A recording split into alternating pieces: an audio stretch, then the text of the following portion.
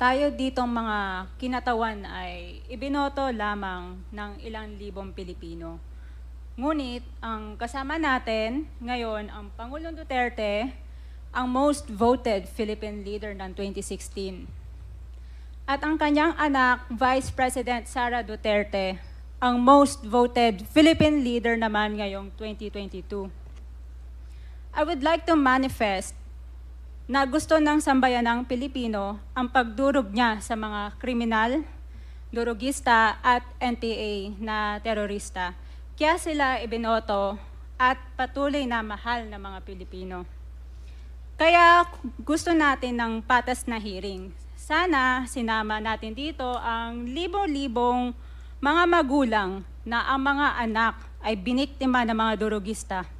Ang mga ordinaryong Pilipino na naglalakad galing trabaho, tapos sinaksak o pinatay ng adik, lahat ng mga kababaihan, na kahit pati infant na babae ay ginahasa na ng adik. Libo-libo rin ang kanilang mga magulang at mahal sa buhay na wala dito ngayon. Awang-awa ang mga Pilipino sa mga inosenteng pamilyang na ito, kaya niluklok ng bansa ang Pangulong Duterte. Ang drug war ng Pangulo ay policy lamang. Hindi ito natupad kung hindi ito pinondohan ng Kongreso ng 6 na taon. Majority pa nga dito sa mga kinatawan ay naka-Duterte fist pa nung buong 6 na taon eh.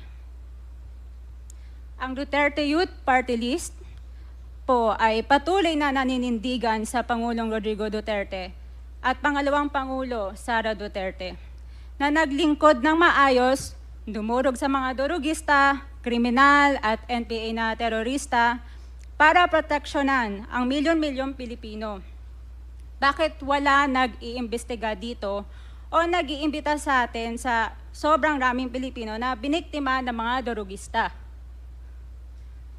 And lastly, sa mga kongresista na kaalyado ng mga NPA, mahaya naman tayo sa topic ng pagpatay dahil kayo mismo, hindi kayo nagsasalita sa pagpatay ng NPA sa mga pulis, sundalo at mamayang Pilipino. Pati rin po sa mga natitirang resource persons na gusto mag-abogada papuntang ICC, si Attorney Maria Cristina Conti, na kandidato ngayon ng Bayan Muna Party List. Kasama po ang inyong katabi na si Nery Colmenares ng Bayan Muna. Sa NPA, nire-recruit ang mga kabataan para pabagsakin ang gobyerno at pumatay ng mga pulis, sundalo at tropa ng gobyerno. Di nyo naman kinokondena ang pagpatay nila. Ang kinokondena nyo ngayon ay ang dalawang naging most trusted leaders ng bansa na todo effort protektahan ang milyong-milyong mga Pilipino. In support sa advocacy sa Pangulong Duterte, ang Duterte Youth Party List ngayon, Kongreso ito, ang kaisa-isang nagpapanukala ng pagbalik ng death penalty para sa mga rapist, kidnappers, durugista at terorista. In behalf of the Duterte Youth Party List, kami ay nagpapasalamat sa todong suporta ng Pangulong Duterte at VP Sara Duterte sa mga tropa ng gobyerno at sa pagdurog nyo sa mga kriminal, durugista at NPA na terorista. Yun lang po. Maraming salamat po, Mr. Chair. At Thank you, magandang gabi po. Congresswoman. Salamat, ma'am. Mr. Chair. Bawal po pumalakpak dito. Kung gusto niyo pumalakpak, doon kayo sa labas. Maaari ba? Mr. Chair, Wala hong bastusan dito, ha? Sige, Congressman Acop, you're recognized. thank you, Mr. Chair. I beg to disagree with my colleague. Kasi bata pa siya. Ako, I have given up my life for this country. The former president is only 2 years older than I am. But I have been fighting for this country. I was a member of the Philippine Constabulary and became a policeman after Republic Act 6975 was enacted. This statement of my colleague betrays her ignorance. Kung gusto po niya na magpa-imbestiga, mag-file siya ng resolution and maybe refer to the appropriate committee to be fair with her. She is a congressman. she knows the rules. However, your statement or your statements betray your ignorance of our rules here in this House of Congress. So I beg to disagree, Mr. Chair, na sila lang ang nakikipaglaban at marunong makipaglaban sa kalaban.